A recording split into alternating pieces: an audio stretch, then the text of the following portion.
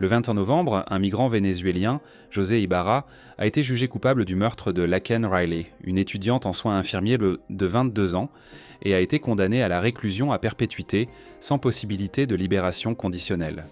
Ce meurtre avait attiré une attention particulière dans le cadre des débats sur l'immigration illégale aux États-Unis et a été utilisé par Donald Trump, alors candidat et aujourd'hui président élu, comme un exemple tragique dans sa campagne sur le renforcement de la sécurité des frontières.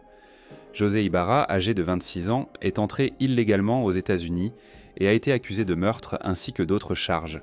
Il a renoncé à son droit à un procès avec jury, ce qui a permis au juge Patrick Hager de rendre directement la décision. Le tribunal a appris que l'incident tragique s'était produit le 22 février. Alors que Laken Riley courait sur un sentier boisé près d'Athens, en Géorgie, Ibarra l'a abordée et a tenté de la violer. Lorsqu'elle a résisté à ses avances, il l'a tuée. Le verdict a été annoncé en présence de la famille et des amis de la victime, qui ont réagi avec émotion, pleurant la perte d'un être cher. Laken Riley, une jeune femme pleine de promesses, était décrite par sa famille et ses proches comme étant une personne aimante, généreuse et profondément engagée. Étudiante en soins infirmiers à l'université d'Augusta, elle était passionnée par l'aide aux autres et consacrait son temps à sa formation et à sa pratique. Ses proches ont insisté sur le fait qu'elle était un modèle de bienveillance et d'altruisme, une personne dont la vie a été brutalement interrompue. L'assassinat de Riley a fait l'objet d'une exploitation politique, notamment par Donald Trump et d'autres figures républicaines qui ont utilisé ce drame pour soutenir leur position sur la nécessité de renforcer les politiques migratoires des États-Unis. Trump a fréquemment évoqué cet événement en l'incluant dans son discours contre l'immigration illégale, arguant que des crimes violents étaient et souvent perpétrés par des migrants clandestins. Bien que ces affirmations aient été largement contestées et qualifiées de fausses, elles ont alimenté la campagne de Trump sur la nécessité de mettre en place des contrôles frontaliers plus stricts et d'intensifier les déportations d'immigrants.